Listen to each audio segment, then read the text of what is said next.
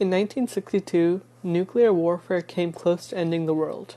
During the 13-day period known as the Cuban Missile Crisis, Cuba, America, and the Soviet Union were all on the edge of their seats, preparing for a deadly war. It started in 1959, with Fulgencio Batista as the ruler of Cuba. Although he was a dictator, he was viewed as a good guy and supported by the United States. However, Fidel Castro led a rebellion and successfully overthrew Batista, establishing himself as dictator.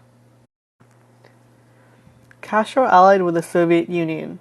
He took over American oil refineries, sugar mills, and electric utilities in Cuba. Wanting to overthrow this new Cuban leader, America planned the Bay of Pigs invasion. On April 17, 1961, 2 ships arrived on the Bay of Pigs carrying 1,500 soldiers, but Castro's forces were able to resist the invasion, shooting down their air forces and attacking the ground forces till they surrendered.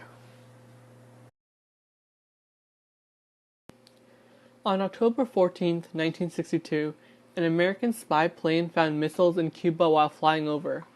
At the time, America had missiles in Turkey threatening the Soviet Union. The Cuban missiles had come from Soviet Union, led by Nikita Khrushchev at the time, to balance out the power. However, tensions only continued to rise. The Executive Committee of the National Security Council under Kennedy was created to remove the missiles from Cuba. The committee provided options such as airstrikes. However, they ended up going with a naval quarantine. The difference between a naval quarantine and naval blockade is that a blockade blocks necessary supplies from entering the country, but the naval quarantine only blocked weapons from entering Cuba. With this distinction, the U.S. was able to claim this was only an act of aggression, not an act of war. This loophole only angered the Soviets more. In a letter to Kennedy, Khrushchev wrote that the naval quarantine would only push them towards a world nuclear missile war. After this, tensions continued to rise. Both sides were armed, ready to attack, and the other side prepared to retaliate. On October 22nd, Kennedy informed the public on an 18-minute broadcast that there's a crisis going on with nuclear weapons in Cuba.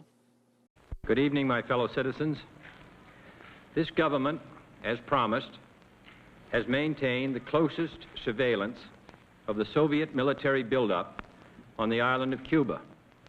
Within the past week, unmistakable evidence has established the fact that a series of offensive missile sites is now in preparation on that imprisoned island.